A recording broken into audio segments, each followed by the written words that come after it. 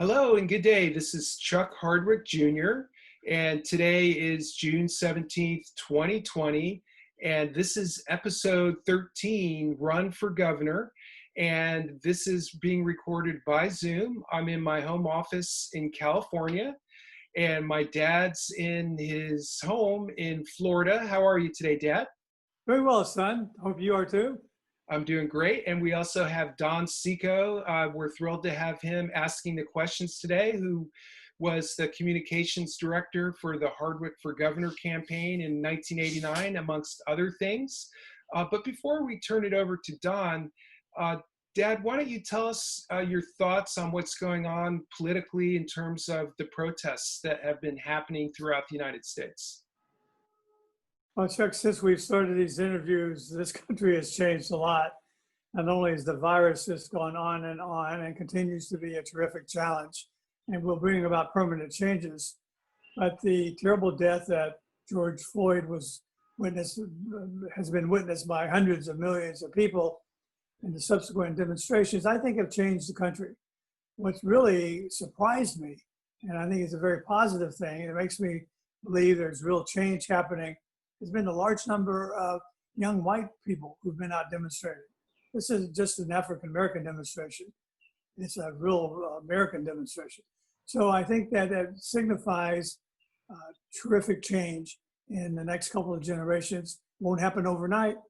And I certainly understand the impatience that people have for change now. But I think it's for the good. It's going to be painful. A lot of people are going to be hurt. A lot of people are going to be helped. But it's the right thing to do. And really impressed by the quality of the young people. Not the people doing the looting and the rioting, that's terrible. But talking about those, I know it's in the millions, I imagine, they're doing peaceful protests. They're being heard. Well, thanks for your insight on that. And I'm going to turn it over to Don, and I would ask Don to reintroduce himself more completely. I'm going to mute my microphone. And Don, thanks again for asking some great questions today. Oh, you're welcome. I'm happy to be here and thank you. Yes, as you said, I was communications director during Chuck's 1989 gubernatorial campaign. And so that's what we're going to talk about today. When we left off the last episode, as you might remember, we were in New Orleans. But before we get back to New Orleans and kind of the build up to running for governor, I wanted to ask Chuck a little bit about, why he decided to run. This is one of the briefest but events in his life, but one of the most significant too in your life, Chuck. So why don't you talk about why you wanted to run for governor? I remember that you coined the phrase compassionate conservative, what you thought you could do for the state of New Jersey, and basically why you wanted to run and why you thought you'd be a good governor. Well, that's a really thoughtful question, Don. I think at the time I had a couple of motives for wanting to run for governor. One of them is that I really eventually wanted to serve my country at the federal level. And it's not unusual in New Jersey at the time to have to run more than once statewide. It was certainly the case of Governor Kane, Governor Florio, later Governor Whitman, before the courtscience came in with their tens of millions of dollars to buy elections. And so one reason to run was to really establish a following, understand the state, be on a statewide campaign for recognition. Secondly, I thought there was an awful lot of good work that still needed to be done. I still thought that the states mandated too many costs on local government. I was still unhappy with that so-called Mount Laurel decision. I still had concerns about the corrosive effects of gambling in general, both at the casinos and the lottery. So I found a lot of things that I worked on still needed more work to be done. So I had various motives there.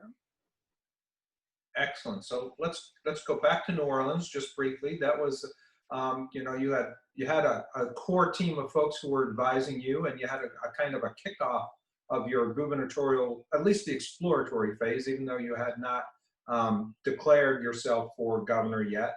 So why don't you talk about the convention, the Republican National Convention, the press relation changes that took place, and some of the interactions you had during that build up to the gubernatorial campaign with Senate President Russo and Governor Kane.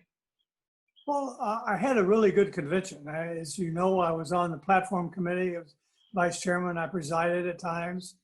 I was very active at the convention. We had 100% turnout for our boat ride up the Mississippi River, sent hundreds of postcards back to Republicans. I was in New Orleans for a full 2 weeks, and I think I had a really good convention. So I came back presiding in the assembly, and things really changed with me in the press. One of the things, I'd always had good press relations, but one of the things that changed, it used to irritate me, was regardless of what I was proposing or questioning, reporters would say, "Is this because you're running for governor?" I mean, I couldn't vote for anything without being saying, "Well, is this part of your gubernatorial campaign?" Sometimes it was, and sometimes it wasn't. But I had a good relationship with the press. When I became speaker, or prior to becoming speaker, reporters used to come onto the floor and interview members of the assembly while we were in session. I thought that's not good. So when I became speaker, I stopped that. Some press mumbled a little bit about it and said, if they wanted to talk to someone, send a sergeant of arms in, let me know what's going on, and the member could leave the floor. We would provide for that and be interviewed. In fact, my relationship with the press was such that a veteran state house reporter, Vince Cerati, who knew everybody, knew the ins and outs, and I had a good working relationship. We kind of needed each other. And I remember picking up the paper one morning, and there was an extensive quote on the first page in a story he had written. And I said, I wonder where he got these quotes. He never talked to me. And so at the State House, I said, "Man, who did you talk to that you know these quotes for me?" He said, "Oh, I couldn't reach you, Mr. Speaker." So I thought I knew what you would say. So you're too important to be left out of the story. So I just did the best I could. I said, "Okay." So that was a pretty cozy relationship. But I liked the press. I really did. And in fact, while I was speaker once, a delegation came in from the People's Republic of China. They were government officials, and they visited the State House. And I took them down and showed them that in our State House, we have the free press to watch us, and they can report on anything they want. And I remember these Chinese people they were just looking at each other like, "You what? You invite the men to watch you, to report on what you're doing?" They couldn't quite believe it. And I told that true story to some of the press members when I took these people through press row, which we had in the State House. So my relationship with the press was good, even though they did suspect everything that I wanted to do had to do with running for governor. So as any candidate for statewide office, for any kind of political office would have, you had a core group of folks who were advising you, an inner circle who were part of the key people to talk to you about your issues, to talk about fundraising and everything else. Can you talk about some of those people? Yes, I needed them because we had some really tricky things going on. I had tricky things coming on from the Senate president. Once Russo knew that I was seriously running for governor, he wanted to be as uncooperative as he could be, and he was. In fact, on one bill he passed as an emergency measure in the Senate, outlawing any animal testing by any pharmaceutical company, including the Dre's test. And the Dre's test, Don, I'm sure you remember, was a test that was required by the FDA for any product that went in the eye. And I think John knew that working for Pfizer, we had Visine eye drops. So every time a bunch of Visine went through, a sample would be taken, would be dropped in rabbits' eyes to see that there were no impurities before any humans had to do it. And so that became a big issue. In fact, John had gotten PETA, People for Ethical Treatment of Animals, involved. They thought it was a great idea to get rid of it. And so came over to our house. They demanded that we put it up as an emergency measure, which was not an emergency by any stretch of imagination. And somewhat humorous part of it was PETA sent young ladies dressed in full rabbit outfits, big floppy ears and everything, saying "Hardwick, unkind to rabbits," or something like that. Eventually, of course, I posted the bill for a vote. I turned over presiding to someone else, and I left the floor, and the bill did not pass. But John was up to mischief. The thing is, in the State House, there were three power sources. Of course, the governor was the most powerful. And then the Senate president and the speaker, we both had to be on board. So anytime you have three-way decision-making, any two can gang up on the third. And so the shift of power would balance. If I could cut a deal with the governor, then he and I could browbeat Russo and vice versa. If any two could always put a lot of pressure on the third. So John wanted to play that as much as he could. He tried to do it with a bill that the governor vetoed. And it was a bill to aid the local communities. The governor said it couldn't be afforded. The Senate overrode the bill, and I posted an alternative. In fact, I think there's a Star Ledger story picture there that would help tell it that I did not want to override the governor. I didn't think it was called for, so I put in an alternative. But the issue of a state mandating something and requiring the municipalities to pay for it was a real issue. And Russo tried for the two of us to gang up on Governor Kane, but I did not do that. I didn't think that was the right thing to do. Oh, but back to the advisory committee. On that committee, certainly it was you, Don, Brad Brewster, then Assemblyman Bob Franks, later Congressman Bob Franks, Don DeFrancesco, who was a neighboring senator. We met in my house in Westfield, a picture of the house where we met. We brought in some experts because it's an off year in New Jersey when elections are held. A lot of national people available. So Mike Murphy, who went on to big things after losing effort on my campaign, he went ahead and had much success at the presidential level as well as gubernatorial level. My wife, Pat. So we all put our heads together, talked about the pros and the cons, the workload. I consulted people at Pfizer who encouraged me, my boss and the CEO, chairman of the board, CEO of the company. We had some big decisions to make on fundraising. I was very concerned that Congressman Corder was running TV ads, I think even on Philadelphia stations, but nowhere near his congressional race. He may have said something. Well, sometimes people in my district drive down to the other end of the state. I think my memory is we had to withdraw those because it was obviously in '88. He had no serious competition. He was getting a run on the gubernatorial race in '89. And I was concerned about the workload. I had a heavy workload. It's still vice president at Pfizer and assemblyman. My local constituents in Westfield didn't expect any less from me. In fact, I think they expected more. And then to work as a speaker, trying to run a good assembly, and then helping to put together a campaign. So I had to depend upon a lot of people. And the staff that I had in Trenton was outstanding. Brad and Phyllis Poggio and the rest of the staff kept things moving there, and a great staff at Pfizer as well. And I think I've got a picture there that you might show, Chuck, of the staff from Pfizer as well. And so you talked a little bit about, there it is. Right, that was my Pfizer team. And when I left, Tom Norton was pretty much in charge. And a man named, I think he's retired, I'm sure, still alive anymore, named Joe Boyd. Rich came on shortly, but the Pfizer team was really good. And they carried the ball for me when I wasn't around.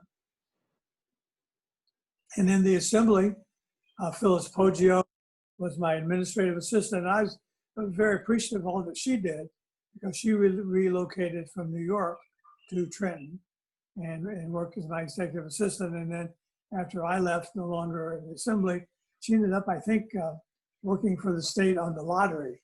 I think she may have been lottery director. Beautiful woman. She visited me a couple of years ago in Florida. So this picture wasn't from 1989, but it was from a couple of years ago, probably around 2015 or something like that. I thank you for bringing Phyllis to Trenton, as she became my executive assistant for a short period of time as well. She's very, very efficient. Yeah, So, she's great.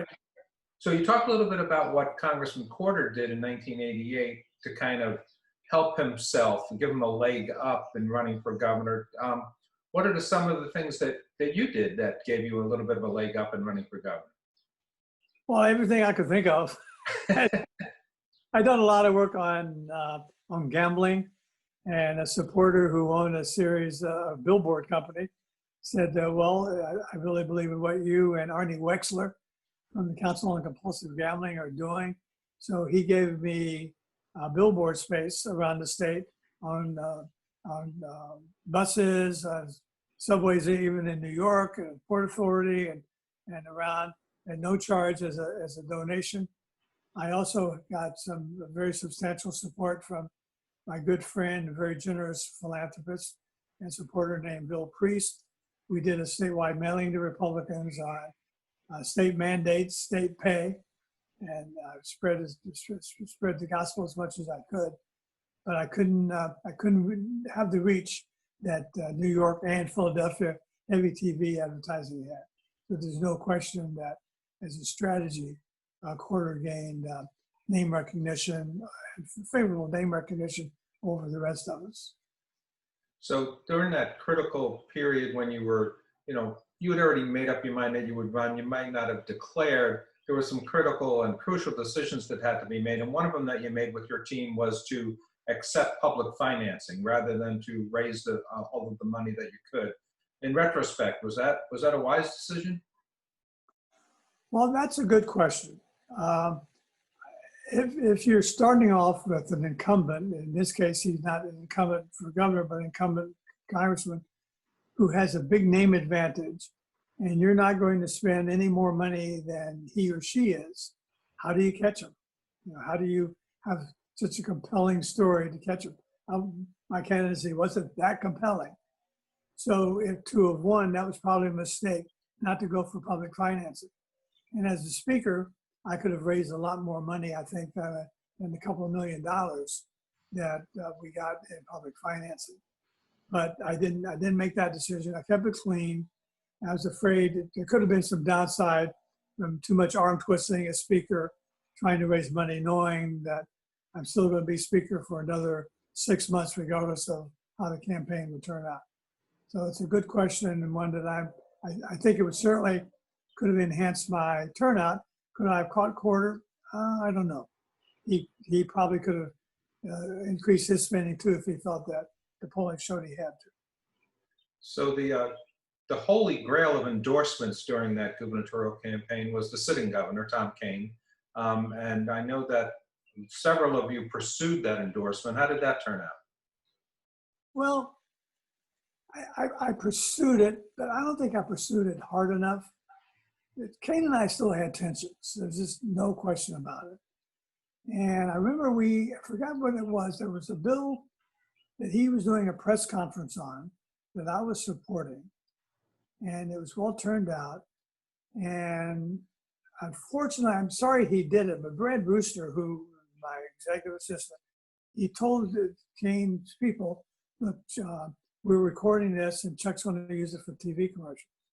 And when he did, Kean delayed what he was going to say and took out a lot of favorable things. So he didn't want to give me a glowing endorsement material. And I kind of, at that point, I think I felt like, well, I don't even want it. So for an example, preparing for this discussion, I came across an old ballot that showed what all the candidates' slogans were. I think Jerry Cardinelli was, I'll cut your taxes to zero or something like that. but both Corder and Kerry said typical Kean Republican or a Republican like Tom Kean. And mine said insurance and something else. I didn't mention Kean. Well, that was probably a mistake. I probably should have in my direct mail, my TV advertising, and elsewhere, it played up the Kean connection because none of his legislative accomplishments could have happened without me. I mean, I supported him. I didn't override him when I could have. I talked earlier about some of the issues where we disagreed or had communications issues with his staff. So that was a tricky thing. I should have gone after it stronger. Brash had never told him about those kind words. So he came toned down. I remember that clearly, toned down what he was going to say as a result of knowing I'm taping this to use for TV. So in a primary election, lines on the ballot are important. Where you are positioned and who you are grouped with, whether you're grouped with the county freeholders who are running at that time is very important. So those are determined, sometimes they're determined by county chairman just picking, sometimes they're determined by a convention. So let's talk a little bit about the spring of 1989, and there was a series of conventions that were held, and you kind of got on a roll there for a little bit.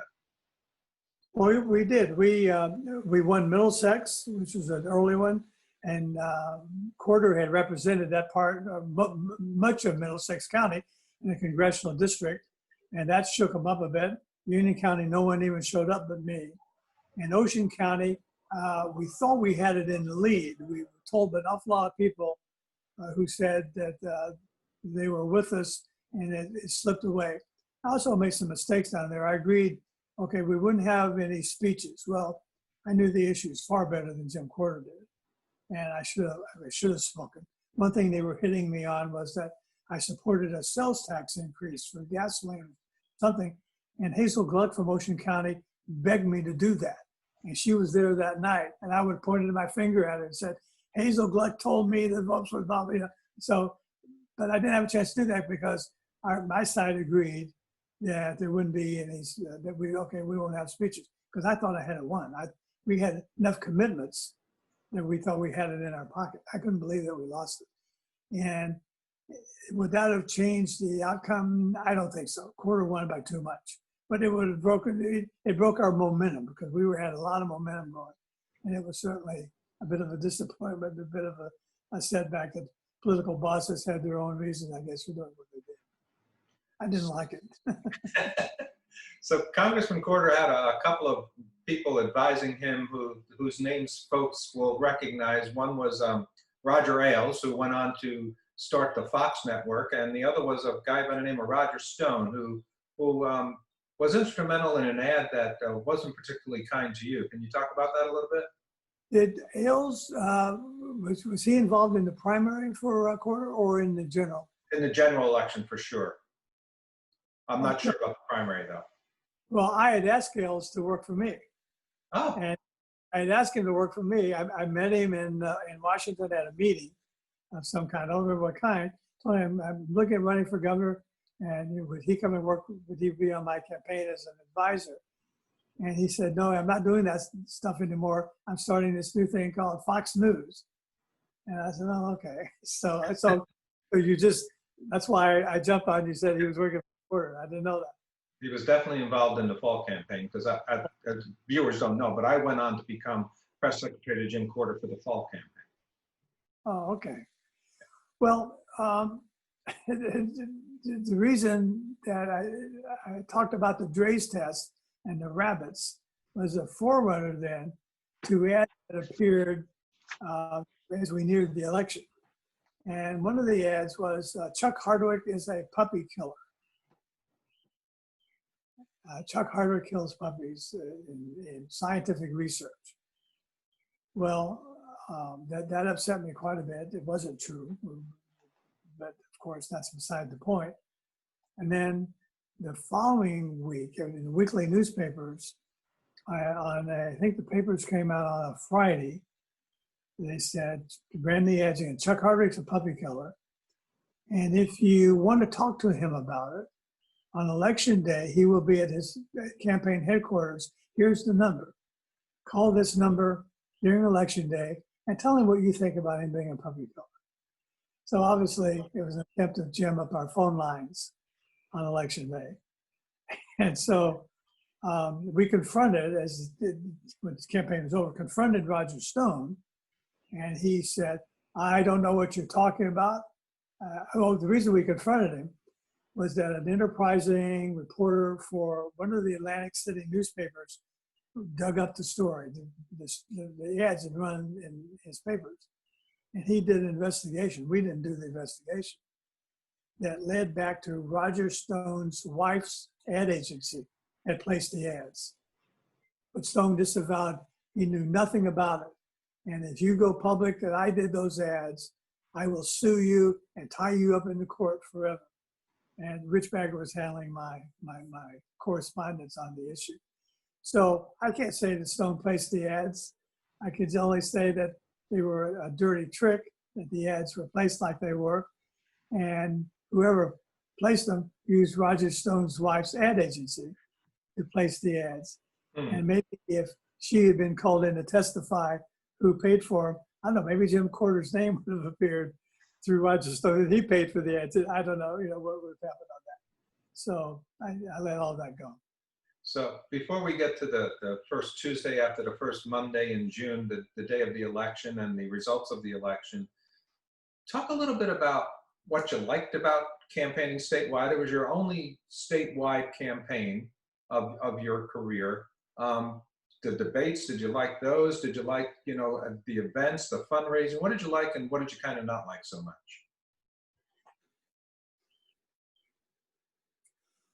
Don, I liked almost all of it. I liked the debates because I always felt I did pretty well. I liked the issues. I enjoyed meeting people. I liked campaigning. I thought it was fun. I guess I didn't like the exhaustion too much. I mean, it really got to be tiring. Chuck Hardwick, who was just a terrific campaigner for me, made me a very loyal supporter to him when he ran for the U.S. Senate, and for him to replace me as a Republican leader. It lined up.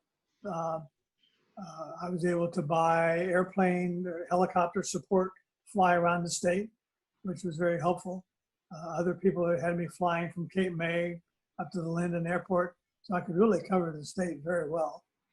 I had taken a leave of absence from Pfizer. I should put that on the record, leave of absence, thinking maybe I'd never be back. Who knew? I don't know what's going to happen. So I enjoyed it. I thought that it was in most ways, it was a lot of fun.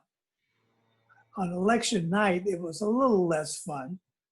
I said to Chuck, my son Chuck, who's done such a good job on all these interviews, and when I ran for freeholder, early in the evening, the crowd was gathering around, and there was a lot of Chuck, things were looking really good, and I kept noticing the circles widening in the course of the evening, and I was not elected freeholder. Well, I got some of that same sense on election night. And of course, the polling, because what Chuck did, Chuck was running the telephone polls every day, the daily polls, every other day, however often I could get them done. And I saw we weren't really climbing in the polls, but no one else was changing positions either. At pretty much the beginning of the campaign, Corder had 30%, Edwards and I had 20% each, and Jerry and Gormley had 10%, something like that, 12%. And that didn't change very much, regardless of what we did. I probably worked too much doing retail politics, shaking hands, where it's pretty hard to just shake Republican hands. And as nice as the Democrat hands might be, then that didn't do me any good either. So overall, it was a positive experience. It was exhausting, and it certainly took a toll on my marriage and that kind of thing, because it was total all-out focus for a long period of time, not just during the campaign, but pretty much for the year and a half before that in preparation. So you understood, because you said at the beginning of this episode that in New Jersey, you often have to run once and lose before you can run a second time and be successful. And you knew that in the back of your mind. Obviously, you wanted to win the first time out. Everybody does. But what were your feelings on election night? And there was a famous Philadelphia TV interview about that. And what changed your mind? Well, at the time, you're absolutely right. At the time, I realized that Kane had to run twice, Florio had to run twice. Later on, Whitman ran twice. Before the Corzines of the world would come in and spend, I think Corzine spent $60 million, and Frank spent $6 when they ran for the Senate before those days. So that was not too much of a surprise. And as of election night, I certainly planned on running again, probably for Congress. Matt Rinaldo had been there for a long time, seemed to be winding down his career. And in fact, I recall the reporter on Philadelphia television said something like, "I've never seen so many people here supporting someone who didn't win. Clearly, we're going to hear from Chuck Hardwick again." Well, they really didn't. Although shortly after the campaign, Peter Genova, who had been nominated for to run for the assembly again, dropped out and said he was going to relocate to, I think it was to Texas. And the party asked me to run again for the assembly in '89 and to serve in '90 and '91. I agreed to do it, not with a lot of enthusiasm, but I agreed to do it, and I won, but not by the margins I'd wanted to pass because it was a Democratic year. Florio blew blew him away, and we had a split return. I was elected, and one Democrat was elected. My running mate was not elected, so it was a close election. And if I had not run, I don't think that we would have kept a seat. And sure enough, interesting to me, Kerry Edwards targeted me with a lot of negative advertising, and I wondered about that because I was targeting Corder. Corder's in the lead, and Kerry was targeting me about every negative thing. You can always find something negative that he could say or think of. And I figure he wanted to finish second, wanted bragging rights, and he did. He narrowly beat me, I think by 1,000 votes. I'm not sure. It was very close. And he subsequently did run for governor again. He ran in the primary against Christie Whitman. And he instead run against Bradley, who no one thought they could beat. Either he or I may have beaten Bradley with our ability to raise money and coming right out of the gubernatorial race. Because Whitman at that time was totally unknown. In fact, all the newspaper stories were unknown runs against Bradley. So, but who knows? You can never tell how those things are going to happen. But I then decided to focus on my marriage and focus on getting back to Pfizer. Pfizer invited me back. They had not filled my job. They did tell me had I won the primary, they were going to fill my job. So I'm glad they didn't. They invited me back, got back in time for a nice round of stock options and started that focus. But the magic had gone out of my marriage. I think that the stress of campaigning and the stress of being assemblyman and speaker and all that, my wife and I just simply had grown apart. And after some time of marriage counseling and trying to make it work, in 1991, I moved then into New York City and focused full time on Pfizer. So I'm glad I ran for governor. It was a heck of an experience. And I thought that at that point, up to the time that my marriage was over, I was ready to run again and probably would have. I don't know how that would have turned out. But once I moved to New York and dropped out of politics, then that was really it. Went on to something new in my life. So why don't we, as you've already hinted at, a statewide campaign is a collective effort and it requires a lot of people. Why don't we close out this episode? Why don't you tell us about some of the people that you're thankful for to have helped you? Oh, Don, there are so many. Here's a picture of some of them. In that picture, you can sort of my daughter and my grandson are there, and Sonia Burkett and Chris Cliff Pentak, Rich Bagger. You're probably in there someplace. Kevin Davis. There were really hundreds of people who contributed so much of their time, and you make friends that last for an awful long time. So my family, Chuck gave up his job, came from San Diego to work on the campaign. He was great. Pat campaigned all over the state. Mary Ellen Grant, who was my personal assistant at Pfizer for 27 years. I talked about Phyllis, you, Don, the great job that you did, Brad, Bill Priest, my friend, generous philanthropist, Lou Bassano, the late Frank McDermott, who was helped give me my start in politics. Great guy. Monfort, Jerry, so many others. So to all of them, if any of them who might see this, and especially to friends and supporters who I didn't mention, didn't have a picture of, I still appreciate very much what you did as part of the great American democratic process. I thank you from the bottom of my heart. And what you did was good for the country and good for the state, and I hope you enjoyed it. Thank you.